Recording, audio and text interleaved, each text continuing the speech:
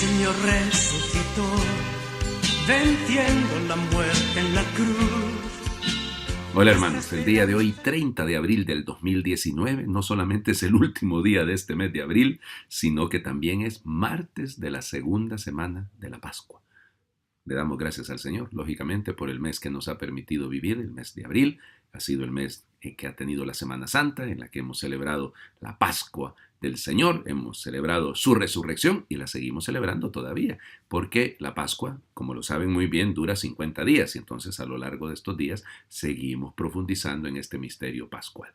Hoy también es día de San Pío V, uno de los papas más importantes del siglo XVI, sin duda, pero también de toda la historia de la Iglesia. Él nació realmente en 1504 y su nombre fue bautizado Antonio Michele Ghisleri. La familia Ghisleri ha tenido otros papas también en el pasado, una familia romana muy importante, aunque realmente son del norte de Italia como origen. Bueno, miren, le tocó vivir una época interesantísima porque es la época de la transición, es la época en la que se debe poner en práctica el Concilio de Trento, que va a marcar la historia prácticamente pues de toda la Edad Nueva, el inicio de la Edad Moderna.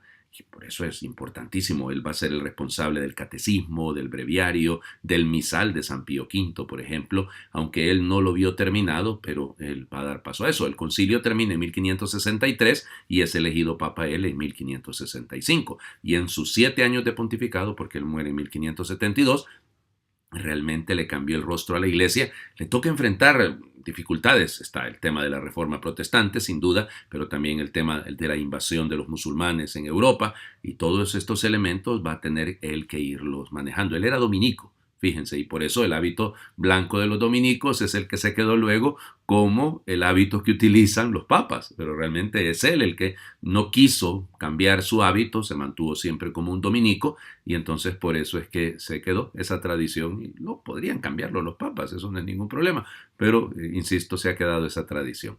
Como les señalo, él muere realmente un 1 de mayo de 1572, solo que se pone su fiesta el día anterior, porque ya saben que el 1 de mayo siempre celebramos la fiesta de San José Obrero, y entonces eso a partir de lo que pidió el Papa San Juan XXIII, pero de eso les voy a hablar mañana. Vamos a las lecturas del día de hoy.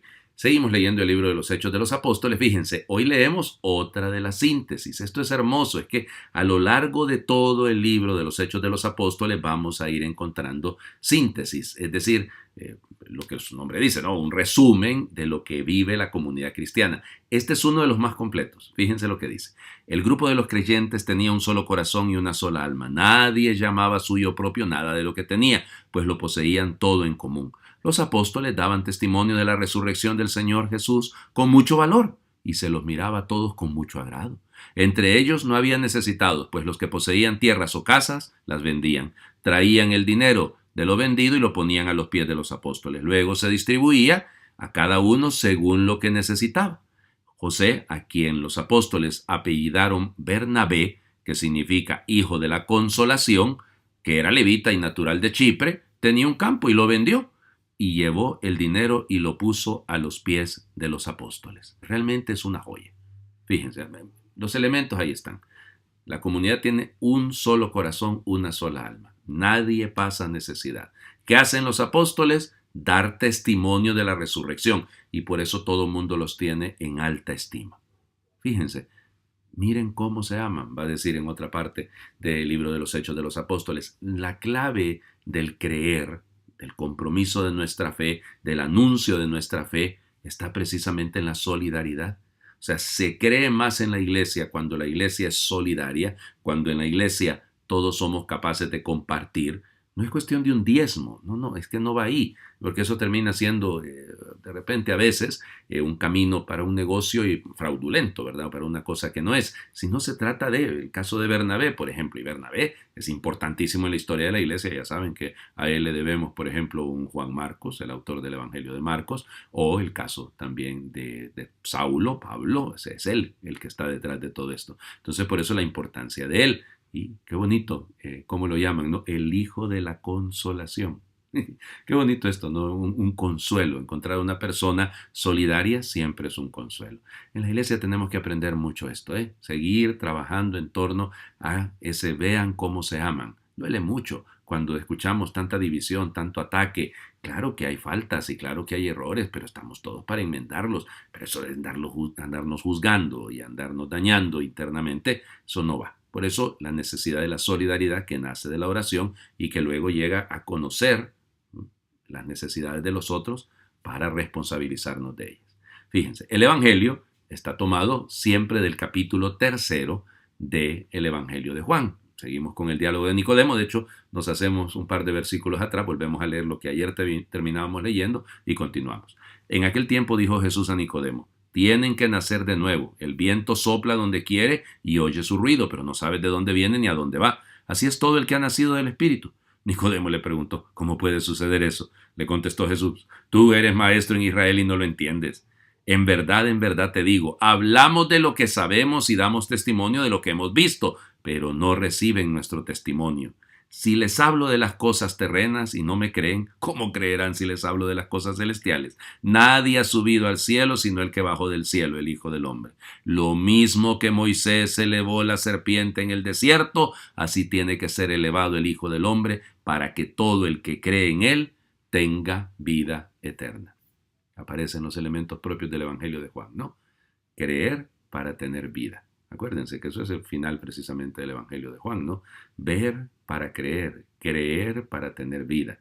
Muchas cosas fueron escritas, no, muchos otros milagros, muchos otros signos realizó el Señor Jesús que no están escritas en este libro. Eso es lo que leíamos anteayer. Estas fueron escritas para que ustedes, creyendo, tengan vida en su nombre.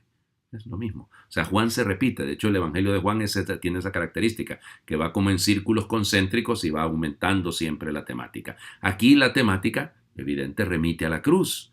Como fue levantada la serpiente en el desierto, así debe ser elevado el Hijo del Hombre, para que todo el que cree en él tenga vida eterna.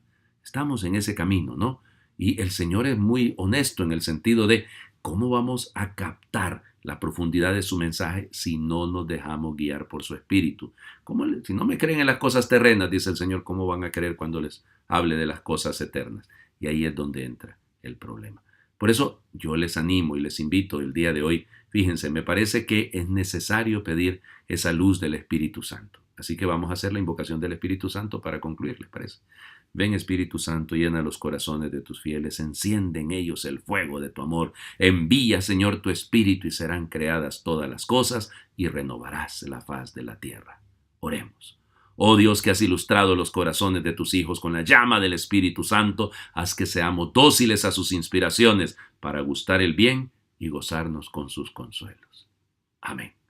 Que Dios les bendiga.